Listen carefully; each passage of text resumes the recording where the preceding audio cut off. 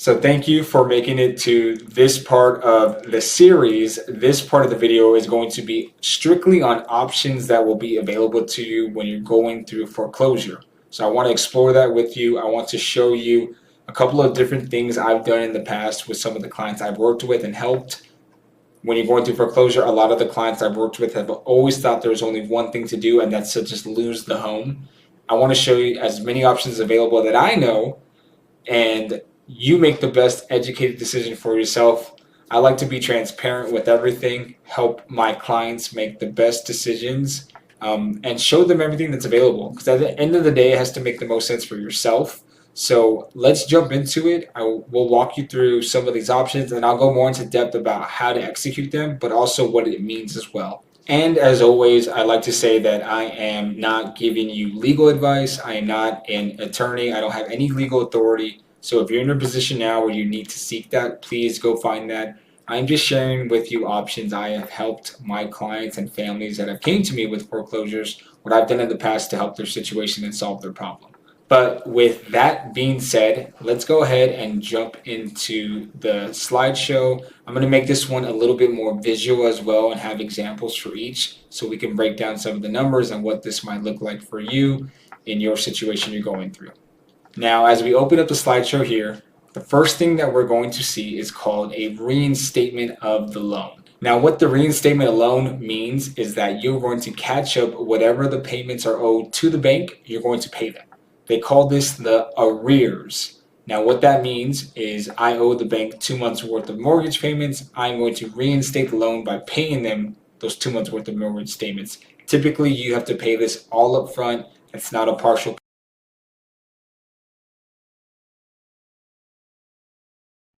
Reinstating the loan, and in simplest form, if you have your property and let's say you owe $10,000 to the bank, what you're going to do is pay the bank that money,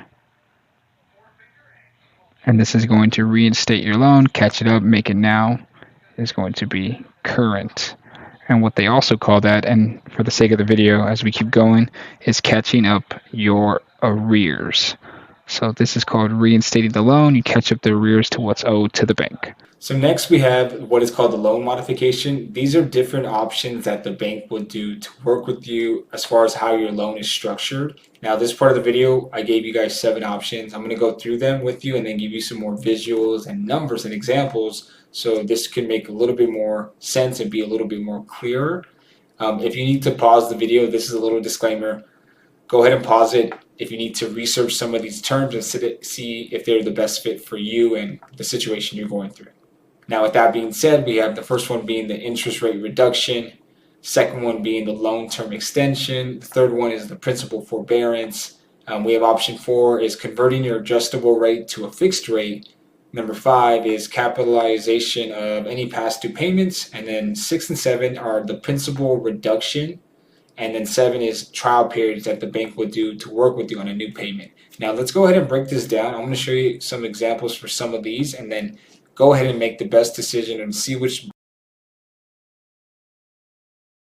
So we're going to start with the interest rate reduction. This example is going to have a mortgage payment that you have at $300,000. And let's say your term is 30 years and you have an interest at 7.116%, right? Now that monthly approximately is going to be $2,048. With the interest rate reduction, when you have the same exact terms but a smaller interest, right? You have 30 years, but now you got your interest reduced with your lender, and let's say they give you 6.82%, right? You're going to see how much this drops down to. This is estimated to be around $1,746, which saves you about $300 per month. This is also another way for you to work with the lender to get yourself out of foreclosure. On the loan modification, the loan term extension, let's go ahead and use another example. And what this is going to show is a loan amount of $300,000. And then we're going to have this loan typically for 30 years, right? And what this is going to look like with an interest rate at 6.82%. Now, With the loan term extension, we're going to talk to the lender about extending this for 40 years, and I'm going to show you what that looks like because the original payment here is $1,946. So you're paying $1,946 per month. But if you extend your loan for 10 more years, so we extend this same loan for 40 years, keep all the same terms, but 40 years and same interest, what that new payment is going to be is $1,840, and the monthly savings on this would be $106. Now, this is also another step you can do when you're having a pre-foreclosure. You can talk about a loan modification with your lender and see if they would do this.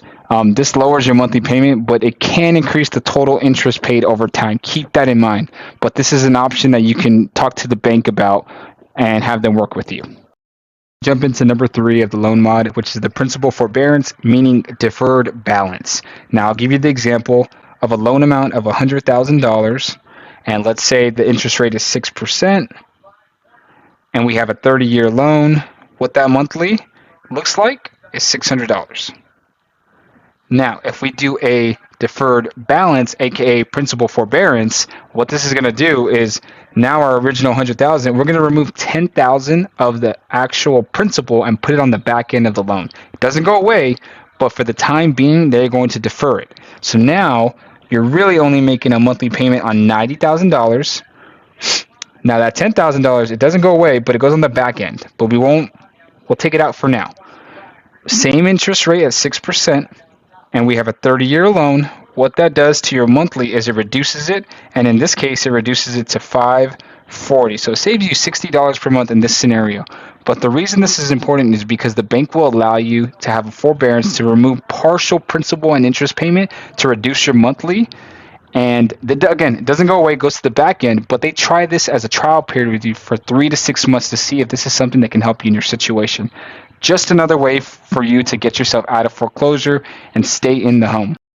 Number 4 on the loan modification would be converting an adjustable rate, if that's what you have as a current mortgage, to a fixed rate. I'm going to show you what that looks like in numbers.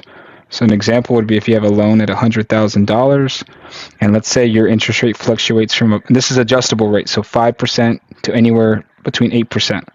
What that monthly looks like is $537, anywhere up to about $733.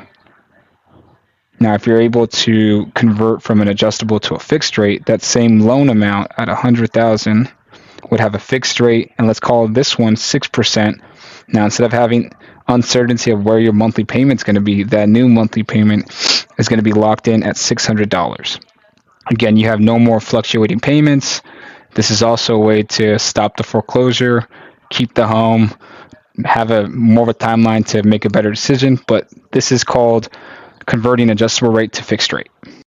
The capitalization of past due payments, I'm going to give you guys numbers. So before you decide to take what's past due and put in the loan balance, we have the loan at $300,000. Let's say what you owe in the arrears is $30K. And now the lender is requiring this $30K upfront to get you out of foreclosure. Now there's a risk because if you can't afford that, they take the home. In this scenario, you're going to talk with the lender to putting what's owed into the principal balance. Now your principal is going to be $330, but they're not requiring you to have a lump sum upfront. Now before that capitalization, you had this comfortable monthly payment of $1798, but now that you merged everything, you stopped the foreclosure, it will come up slightly. In this case, it's $1978 for your monthly. You get a $200 increase, or just about $180. But this is a way to stop foreclosure. What is called the principal reduction. Now, the example for this, we're going to use a loan amount, the principal, not with interest, but the principal is at $300K. And let's say your monthly payment off of a 6% interest is $1798. Now, what this is going to do is you're going to get a reduction on the loan itself. So let's say you're able to negotiate $60,000 in lender forgiveness. Now your new principal loan balance is going to be $240 with that same 6% interest. You're going to have a new payment every month at $1438. And what that does is saves you $360 a month. This is also another way to stop the foreclosure and see if your bank is willing to work with this reduction. It would be a trial period plan. You can have TPP. Let's say before this loan modification, your loan balance is 300,000 and that current monthly is 1798, right? Now they're going to try for 3 to 6 months on a new payment, and what that new temporary monthly payment would be $1,500. Now, if you can show the bank that you're able to successfully pay this without anything holding you back and any late payments, then they will give you a permanent loan modification.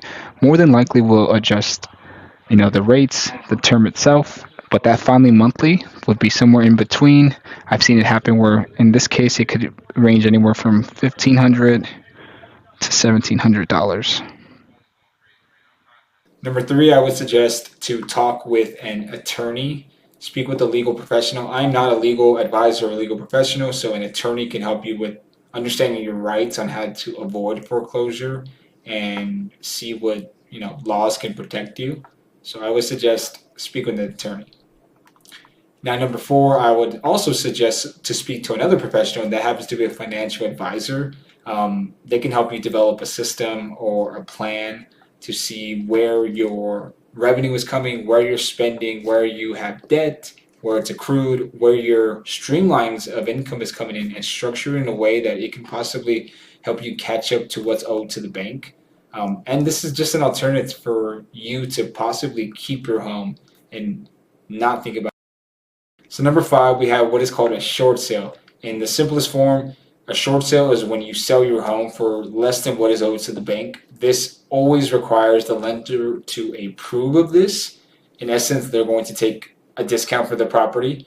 But this also helps you prevent foreclosure. Now, it does impact your credit. Now, what I'd like to do is show you guys an example of what numbers-wise this would look like. So let's go ahead and Scenario, you have a short sale and you're going to short sell the property to save yourself from foreclosure. Now, let's say your home is valued at 300,000 value, but what's owed to the bank is 350,000. This is the bank. Now, the bank is going to take a reduction, but here, this $50,000 in reduction, two things can happen. One, you may have to owe it. A lot of times I've seen it being forgave, in-depth forgiveness with an agent on your behalf or yourself. So this is also another way to avoid foreclosure. Now, the next thing we have, number six, is called the deed in lieu of foreclosure. What this means is that you, as the homeowner, in order to avoid foreclosure, to not impact your credit as hard as a foreclosure does and stop your buying power in the future, you're going to surrender the right to your property to the bank. You're going to surrender the title, you're going to sign it over to them, but this saves your credit, this saves your history of getting loans, and this also just saves you from having that mark on your record of going and having a foreclosure on it. This is something you still need to negotiate with the bank.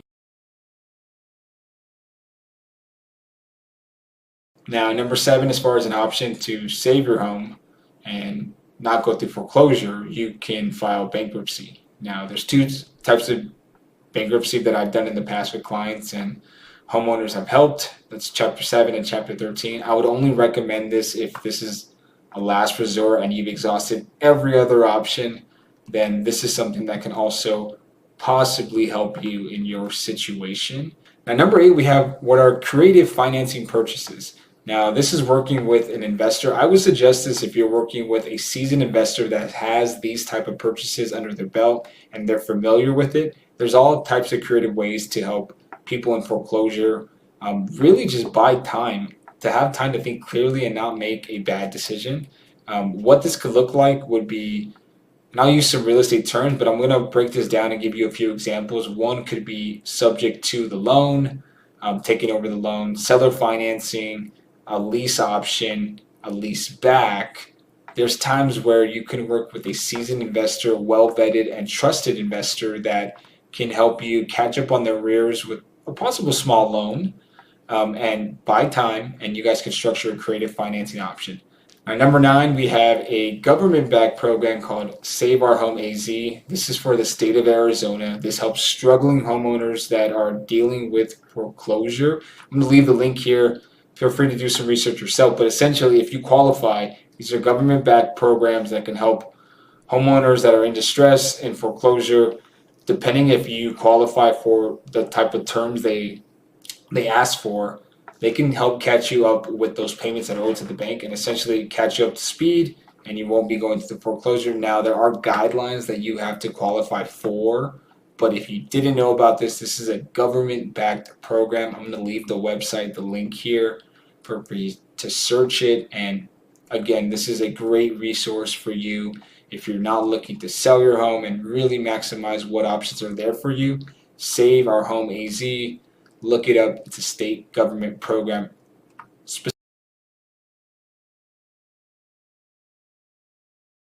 Finally, we have selling with the realtor. So you would hire a licensed individual in the state of Arizona, in whatever city you're in, and you would put the home in the market.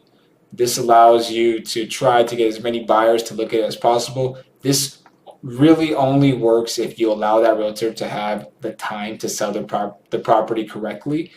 Typical home sales lie anywhere from about 30 days to 45 days, some taking 60 days. So if you are choosing this route to sell your property and avoid foreclosure, then you need to be proactive and act fast.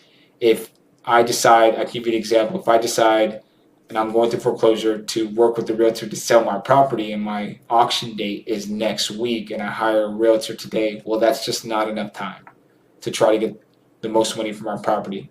If the property allows, good condition. Now, if the property's in bad condition, it's a different story, but you want to make sure that if this is your route, you don't wait till the last minute to speak with the realtor. That you talk to them as soon as possible, get them to come see the house, find someone that knows how to navigate the foreclosure process, and you give them time to really maximize and procure a buyer for your property that can give you the money that's owed to the bank and hopefully have. Now, in conclusion, I just want to say that waiting when you're going through foreclosure is only going to harm you. It's okay, really, to ask for help and reach out to individuals that are experienced with this. Keep in mind that there is time, but it's not a lot. You need to be proactive to find the answers and find the options that are available for you, because time is not on your side. Now, also keep in mind that there's fees that are always, not always, but usually added every month from just being in this process. So that's another thing to keep in the back of your mind, or just remember, fees add up. So this is not on your side. And you definitely do not want a foreclosure on your record, because it stays on there for quite a while and it limits your buying power in the future. So when you decide to purchase another home, if a foreclosure does happen to you and you decide to purchase after, it makes it almost impossible to get a loan, car loan, bank loan, personal loan, things of that nature. It just ruins your credit as well. So we definitely do not want to have foreclosure on our history, on our record. Now, I say this in conclusion, please, if you're going through this, feel free to reach out to myself and my team. We're open and more than happy to walk you through any specific situation you're going through. And please keep subscribing, keep watching the videos. I'll be making another video shortly about more things on the foreclosure and options available to you and just the process in general. And so the next part of the video series will be about how to sell your home if you are actually going through a foreclosure. I will walk you through A to Z, how that would look, what that process is like. So stay tuned. And again, if you need immediate help, send me a direct message, send me an email. Myself, my team would be more than happy to